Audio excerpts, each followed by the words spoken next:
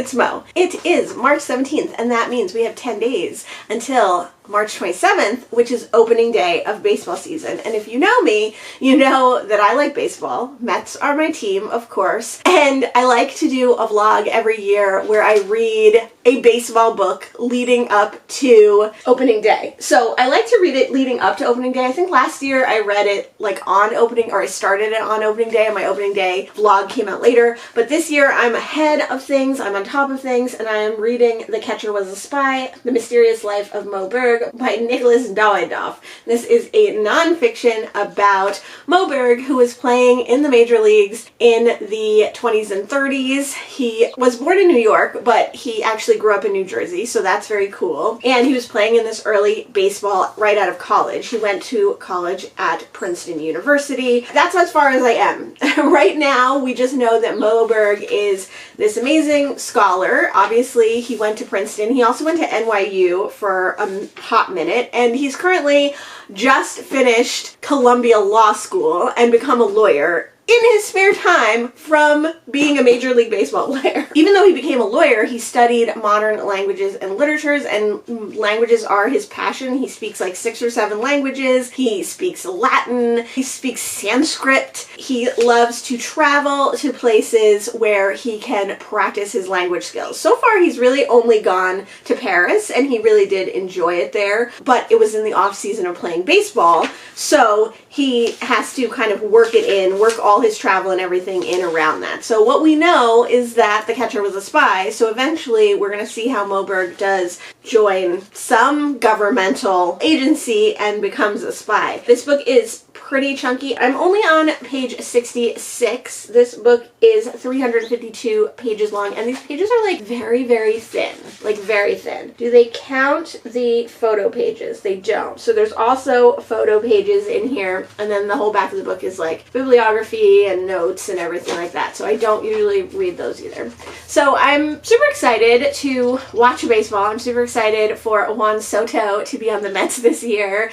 We don't have a good catcher though, because our catcher, who I'm blanking on the name of, injured himself in spring training, so he won't be there, which is really sad. He's so sweet. I love him. But we also don't have a good pitcher, so that's like a winning combination, you know?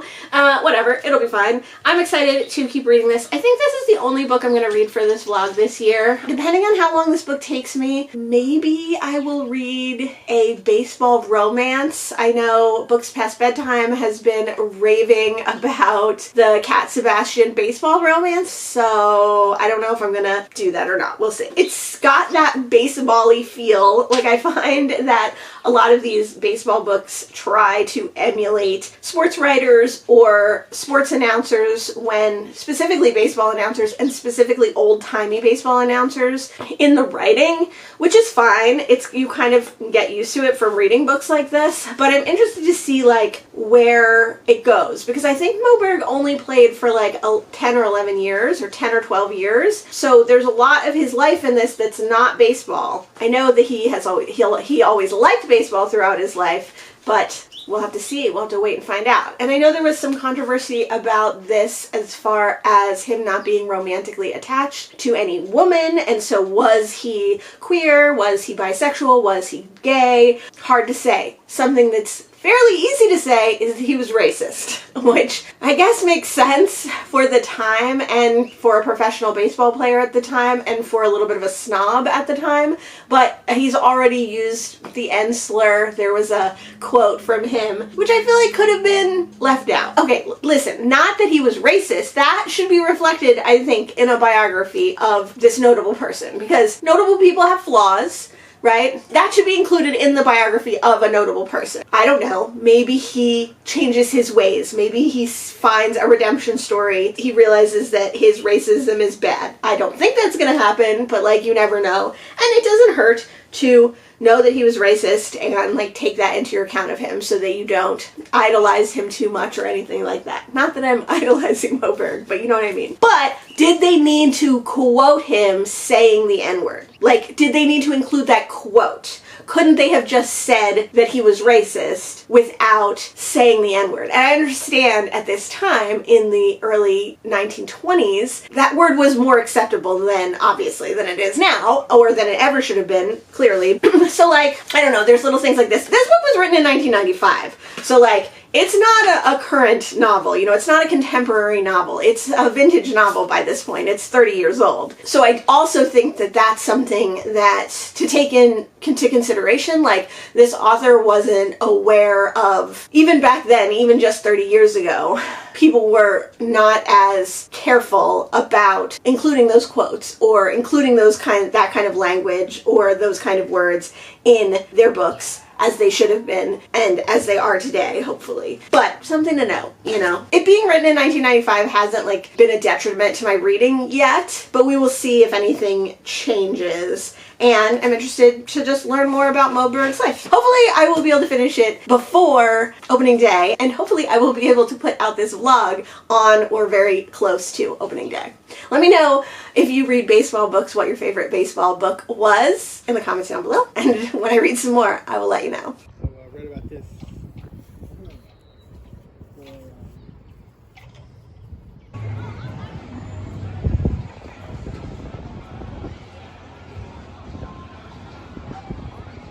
Okay, this vlog is taking forever. I was hoping to have this done by opening day, but it is past opening day. On opening week, I did get to see Juan Soto hit his first home run with the Mets, which was super fun, and the Mets have been doing really well, which I also enjoy. I am now 3/4 of the way through this Moe Berg book. The Catcher Was a Spy. Really, I'm more than that because like this whole end section is just like reference. So this is all I have left. Like 100 pages, basically, I have left, but I am taking this very, very slowly. This book is pretty boring. I like it. I'm enjoying it, but like it doesn't hold my attention for more than like 20 or 30 pages at a time. I think the pacing of this book is really weird.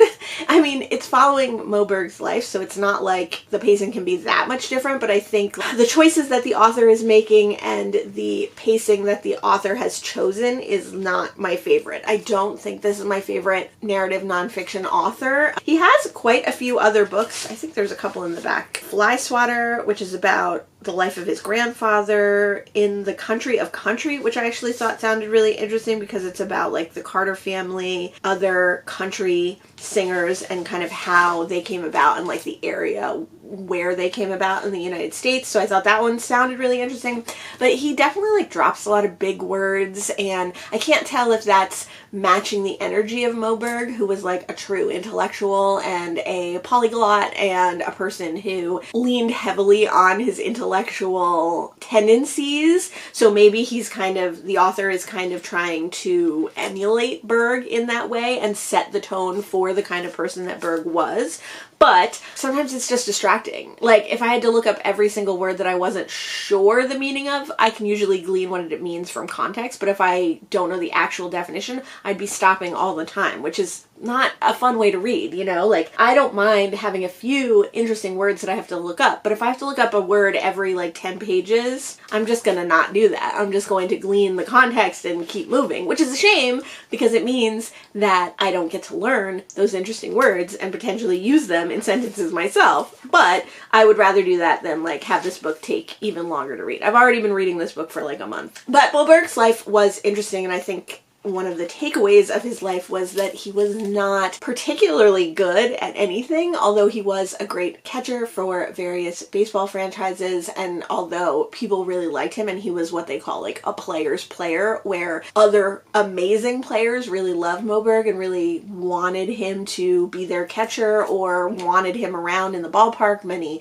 coaches wanted him, many managers wanted him around. One of the things that kind of keeps Moe Berg in people's orbit is his intellectualism and the idea that people think he's so smart and think that he's so intelligent and kind of upper crust that they want to emulate him, they want to be like him, they want to seem like they are like that by just having him around. I mean, he's super smart and he is a polyglot. He does speak a lot of different languages and he does do a lot of self-learning. The majority of his learning is self-learning, but he's not like super skilled in any direction. So he was a great catcher, but he wasn't the best catcher. Obviously, anyone playing baseball is one of the greats. How many people get to play professional baseball? He was a Ivy League student. He went to Princeton. How many people go to Princeton? Like, not that many, but he wasn't like a genius. You know, he wasn't the best catcher. He wasn't the best spy.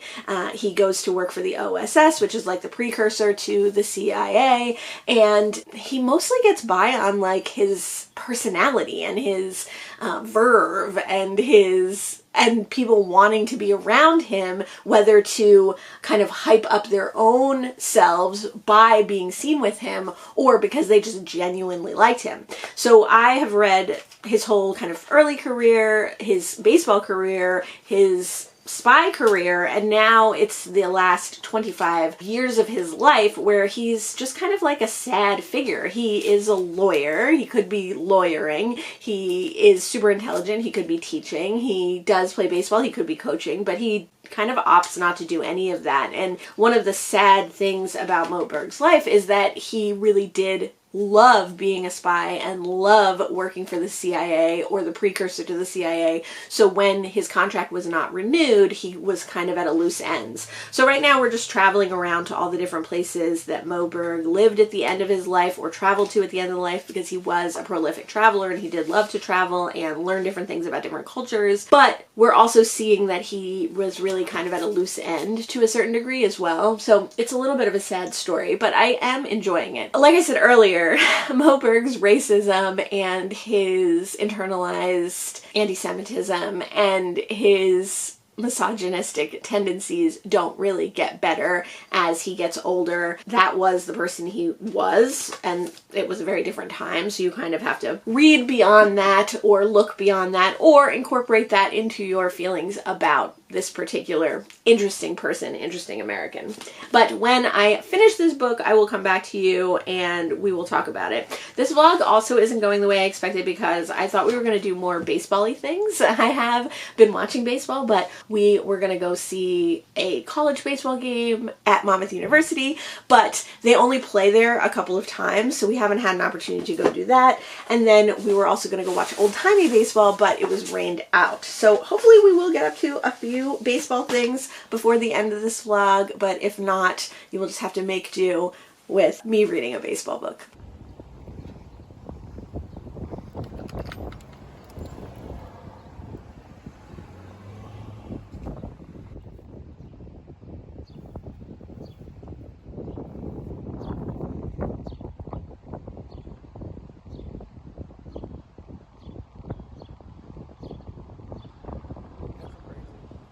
The next book that I finished in April was The Catcher Was a Spy, The Mysterious Life of Moberg. He wasn't necessarily a well-known pitcher due to some accidents and injuries. He never became like a great baseball player, but people really loved him, and that's kind of the whole story of Moberg's life, is he was this like extremely charismatic man, and it got him in like the weirdest positions in life and doing the weirdest things. So Moberg was a second-generation immigrant from Ukraine, and he was Jewish at a time when Jews were definitely very much looked down upon in the U.S. His father moved from Ukraine. Moberg was born in New York City, but the whole family moved to Newark, where Berg's father had a very profitable pharmacy. The thing that Moberg really gravitated towards with spy work was like secrecy overall. First and foremost, he loved secrecy, and he loved that he was able to surround himself or camouflage himself with secrecy and never have to fully commit to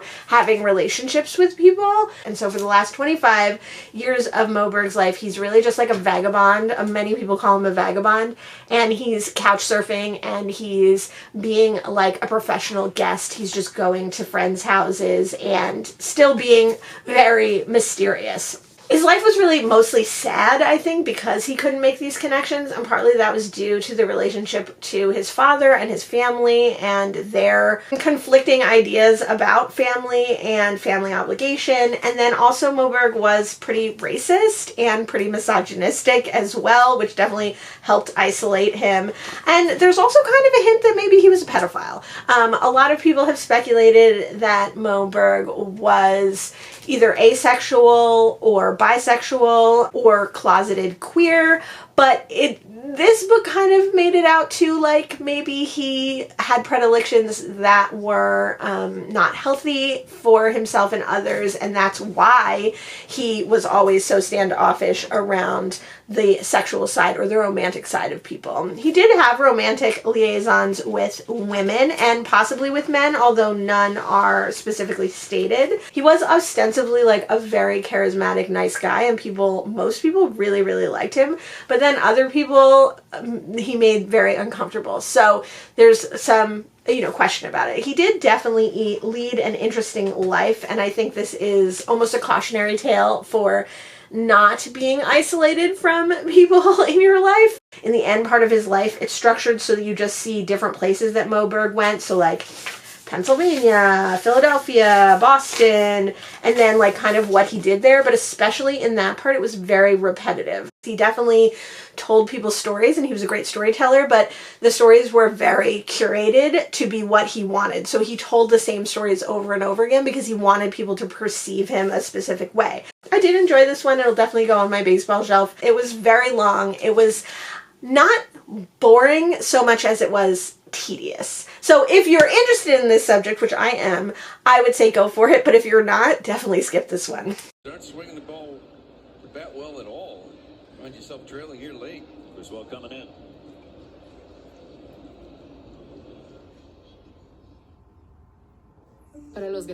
Oh my god, my hair is big and I'm about to eat lunch. But I just started You Should Be So Lucky by Cat Sebastian because I want to continue on with this vlog because this vlog is way overdue. But if it's so overdue, why not just do another baseball book? Why not read another book about baseball? You know what I mean? If it's that overdue. So I got this recommendation from Jess at Books Past Bedtime. She really loved this book, and it's prequel, which is also about a news reporter in like the 1920s or 30s in New York. But this one is about a news reporter who has to do an article on a baseballer who's recently got transferred to a New York team, the Brooklyn Robins, which was actually a real team and one of the names the Brooklyn Dodgers was originally called. This news reporter is not a sports reporter, and he does not want to do this job. And this baseballer who's recently been transferred does not want to do this article that the news reporter is doing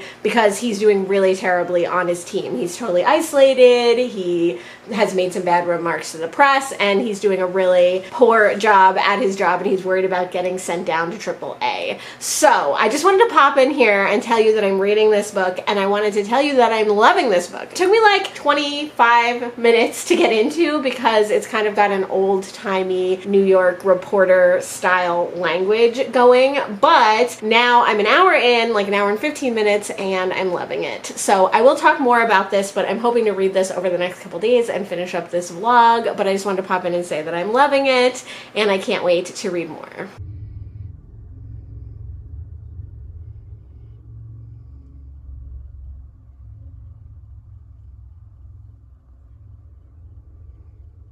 I just thought about this when I sat down to film this right this second, and it's totally unrelated to this vlog, and I bet some people already do this, but I think I should go through all my vlogs that I've already posted, like see what b-roll I've used and see if there's any patterns for like the b-roll I've used, or if there is like unused b-roll. The reason that I say that is because in this baseball vlog, I haven't had a lot of baseball b-roll because we haven't done a lot of baseball related things. Last year when I did this vlog, I think my husband shot it at a baseball field for me. We went to see some college baseball, and this year we just haven't done those things yet. I don't know if I got b-roll of that, but one year we went to a minor league game, and this year we just haven't done those things yet, so I don't have like a ton of baseball footage to end out this baseball vlog. But Finally, this baseball vlog is over. I started this baseball vlog maybe a week before opening day, which is the end of March, and it is now July 7th, and I have finished all my books for this vlog. The first book that I read was The Catcher Was a Spy, The Mysterious Life of Moe Berg by Nicholas Davidoff. This is a nonfiction about Moe Berg, who was a catcher for various teams, for various franchises in the 20s, 30s, and 40s, and how his life later, he worked for essentially the CIA. And I thought I had footage of when I finished this book, which was a long time ago, because I did have a lot to say about it when I had originally finished it, but I didn't, which is why I included the clip of my wrap-up. But I will say that now, 2 to 3 months out from having finished this book, I enjoyed it. I think that the issues that I had with it feel less important than the information that I gleaned of it and the overall story of Moe Berg, who was a very interesting man, who was a very interesting baseball player, who was a beloved baseball player. I think it's interesting that in sports or in industries where you are an idol, you are upheld to either a physical or celebrity status, that there are people who are revered themselves within that high level of whatever they're doing. So like Major League Baseball, it's the highest level of baseball you can play. Every single person from the very best team player to the maybe not so good team players are at a level above everyone else in the entire world. They're so high above, so far above the next level down, that it's a little bit shocking. So it's interesting when those people, the best of the best, the cream of the crop, love someone and ask for them and request them to be their catcher and request for them to work with them. I think that's really, really fascinating always. And then Moe Berg's life was just so interesting, and I think it was a weird time where you could do things like essentially be a homeless couch surfer with all these connections that you made through your high level jobs, whether that's being the highest level of baseball or whether that's being with a secret agency or whether that's traveling the world or whatever it is. So I think those things have stuck with me, but I think the other thing that has stuck with me from this book is that Moe Berg was extremely racist. He was racist against himself. He had a lot of internalized racism against his Jewish heritage and his ethnic heritages, that he was racist against Black people and against Asians and against other things. He also was like a little bit of a Japanophile and Asian file, so like there is that aspect too, the kind of fetishization of something that he is also racist about. I think that really has stuck with my mind, and I think another thing that has stuck with my mind is that he does seem to have put a lot of women and younger people at a dis-ease. So there is something going on, was, obviously he's dead a long time, was something going on with how he treated certain types of people that made them uneasy. Now, I'm not saying that anything untoward actually happened, but it definitely seems like it could have, given the circumstances that have arose and the people's testimonies, but also it could have been way worse because of Moe Berg. The last thing that has really stuck with me about Moe Berg is that he seems like he was like a deeply, deeply unhappy person. I'm sure all of these things helped culminate to make him a deeply unhappy person in a lot of ways, and his story is sad in a lot of ways, but it's also kind of miraculous that he was able to do all these things and go all these places and cultivate a life that he wanted out of all this. So I think it was really interesting. I would suggest it, like I said, if you're a baseball fan and you want to know this, but otherwise I don't know why you would ever read this. But I'm glad that I read it. It will go on my baseball shelf, and I'm glad that it's over. I wonder what I'll read next year for my nonfiction for my baseball book. Hold steady. The other book that I read for this vlog was You Should Be So Lucky by Cat Sebastian. I've also finished that one a couple of weeks ago now, and I really, really loved this baseball romance. It really made me want to read more baseball romances and more contemporarily written baseball books. We do have a lot of baseball books. Like, we have the one that Field of Dreams is based off of. We have 8 Men Out. We have a bunch of other baseball fiction books, but they're all way older. They're all older books, and even though You Should Be So Lucky was set in the 1960s, I really like the more contemporary writing style, and so I think I would really love to read some more contemporary books. Maybe Jess, who recommended this book, could recommend some other contemporary baseball books that are gay, that are romances. I think that would be really up her alley, and she would definitely be able to have some more that she knows about or that she's read. But I would also take like contemporary books if they weren't romance, if they kind of revolved around baseball. So if you have any suggestions for those, let me know in the comments below. You Should Be So Lucky, I didn't talk about very much, but it's about a baseballer who gets transferred to the Brooklyn Robins, which was a real team that was a predecessor of the Brooklyn Dodgers, played at the Polo Grounds, which is a real place in Brooklyn that was later not used for baseball once they built different baseball stadiums in Brooklyn, none of which still exist. And later, obviously, the Brooklyn Dodgers moved to LA and became the LA Dodgers, and then instead of another team moving to Brooklyn, during expansion, a team came to Queens, which is another borough in New York, and that is the Mets, and that is my team. So I'm sad that there's no Brooklyn team, but happy that it meant that the Mets could exist because that's my team and I love them. You Should Be So Lucky is about a baseballer who is he's like his second or third year playing baseball for the majors, and he was a really great prospect, and he was doing really well in his previous team, but he gets transferred to the Robins and he's not doing well. He's in a hitting slump. He is freaking out. People are hating him. People are hating him because he's new to the team. People are hating him because he is not hitting well. And then people are also hating him because he runs his mouth. Like, he cannot stop himself. He's really distraught at being transferred to another team, which is something that does happen in baseball when you feel camaraderie with your team, when you feel family with your team, when you feel closeness with your team. Sometimes when you're transferred, which you have no say over, especially if you're a lower level player, you get really upset about it. One of my favorite players, Wilmer Flores, who's still playing today, was transferred, and he notably cried on the field, which was very sad when he was transferred. And then he was actually kept with the Mets for longer. Now I can't remember any of their names, of course. So the baseball player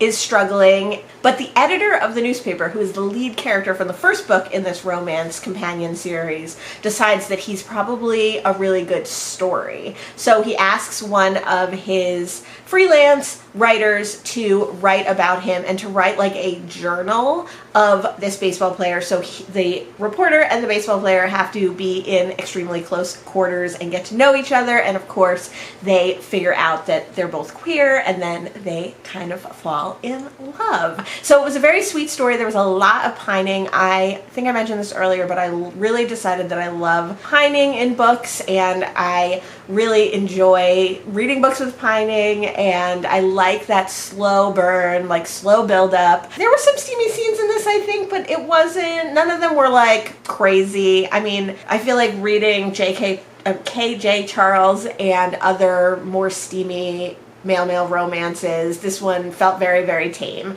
And like I said, it was a slow burn and a slow build up, so it takes a while to get there, even to those steamy scenes. But I really, really like this one. I would definitely read the first in this series, and I would definitely read more in this series. I don't think that anything's going to top the baseball element, because my favorite thing by far about this romance was how baseball-y it was, and how much it said about baseball, and how much it talked about baseball. I really want to get my hands on a physical copy of this, because there were some quotes, especially towards the end, which I can't find on Libby again, because I don't know where they were, but I would love to highlight and underline them and utilize them in reviews and utilize them when I'm talking about baseball. So hopefully by this time next year, by the time that my baseball vlog comes out next year, I will have a physical copy of that and I can talk about it. I think it had some interesting things to say about baseball, and I liked the way that baseball was utilized in this story. I also think it was interesting that, being a queer story, there was a lot of mention of integration in baseball and breaking the color barrier in baseball, and this was one of those gay romances, queer romances, where yes, there is real life struggle, yes, there is real consequences to being out or being outed as a queer person at this time, but like everyone kind of accepts it like where they are. There's no terrible consequence. No one gets gay bashed. No one gets abused or anything like that. So like the environment within this book is like a safe space. Like there's a little bit of tension of whether someone could out the baseballer, but like never any fear of him being assaulted or him being murdered or anything like that. Like it's not that kind of book. It's definitely like a romance with a happy ending and with or at least like, you know, a happier ending, like nothing really tragic happens. I like that. I enjoy that a lot in general about these gay romances, these queer romances. I like that about A Lady for a Duke. I like that about even one that I read earlier in June, The Ballad of Jaquat Delahaye. Like that had real consequences, but it wasn't because she was queer. You know what I mean? So I love that about these books, and I think it was a nice thing. But on the other side of that, I feel like it definitely downplayed breaking the color barrier and that the black players, you know, it was a safe space in this team for black players too, in this fictional team, in this fictional world of baseball, whereas Jackie Robinson, after he broke the color barrier, he still couldn't stay in the same hotels as other baseballers. Everything was still segregated. He couldn't go to certain places that they went. He couldn't eat in restaurants where the team went. He got death threats constantly. So there is like a real aspect of the consequences of that isn't examined, that maybe I would have liked to have been touched on a little bit more in this book. But I understand that it's like a pretty copacetic environment, a pretty easy world, and it's a romance, so it's a feel-good kind of book. I appreciate it, but it almost took me out of the story a little bit. Let me know if you've read You Should Be So Lucky. Let me know what you thought of it. Let me know if you have any baseball book suggestions. Definitely leave those in the comments below. And that finally wraps up this year's baseball vlog. So I will see you next year for my opening day vlog, my baseball vlog. And I will see you before that in some other capacity. Thanks so much for joining me today. And I'll see you in the next one. Bye.